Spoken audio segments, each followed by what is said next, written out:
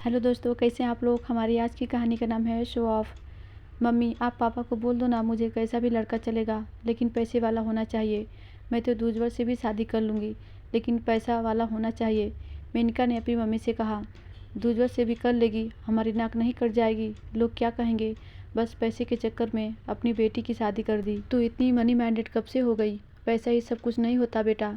Mummy ने कहा। Mummy, सब कुछ तो नहीं होता, लेकिन बहुत कुछ होता है। पैसे से ही इज्जत मिलती है। जिनके पास पैसा नहीं होता उनकी कोई इज्जत नहीं करता। मेनका ने कहा। नहीं बेटा, इंसान के गुण और अच्छे व्यवहार से उसकी इज्जत होती है। पैसा तो हाथ का मैल है, मम्मी ने समझाते हुए कहा। अच्छा मम्मी, फिर आप दोनों बुआओं में इतना भेदभाव क्यों करते हो। मैं नहीं चाहती मेरे साथ भी रीता बुआ जैसा व्यवहार हो। मेनका ने आखिर अपनी बात कह ही दी।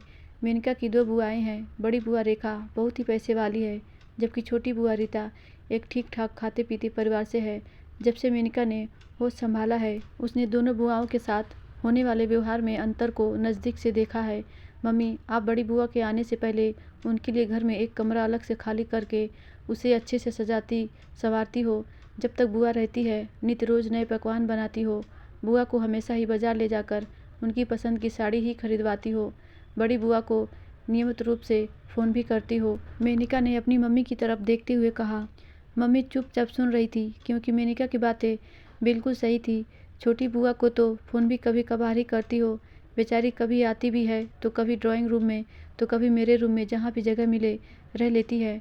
आप आई गई साड़ियाँ ही बुआ के सामने रख देती हो और बुआ उनमें से पसंद भी कर लेती हैं। बुआ घर में सबके पसंद की खाने पीने की चीज़ें हमेशा अपने हाथों से बनाकर लाती हैं। आपके व्यवहार के अंतर को समझकर भी बुआ रिश्ते गर्मजोशी से निभाती हैं। मेनका ने उदासी से कहा। आपको याद है मम्मी, जब आप एक बार बाथरूम में फिसल कर गिर गई थीं, तब भी रीता बुआ ही 15 दिन आकर रही थीं और हम सब समेत आपका भी कितना ध्यान रखा था। रेखा बुआ तो बस औपचारिकता बस एक दिन आकर समाचार पूछ कर चली गई थीं। मेनका ने अपनी मम्मी को याद दिलाते हुए कहा। हाँ बेटा, याद है, मम्मी ने रुआंसे होते हुए कहा। मम्मी, जब से मैं समझदार हुई हूँ तब से आपका व्यवहार देख रही हूँ। मेरा उद्देश्य आपको दुखी करना नहीं है, बस मैं तो ये चाहती हूँ आप अपनी गलती सुधारें। रीता बुआ की आंखों में मैंने उनके दर्द को देखा है। जब आप यह जानते हो कि पैसा हाथ का मैल होता है, पैसे भी महत्वपूर्ण इंसान के गुण और चरित्र हैं, तब आप इसे मानती क्यों नहीं हो। मेनका ने कहा। बेटा तू सही कह रही है, मैं आज ही रीता दीदी को फ़ोन करके अपने व्यवहार के लिए माफ़ी मांगूंगी। मेनका की मम्मी ने कहा।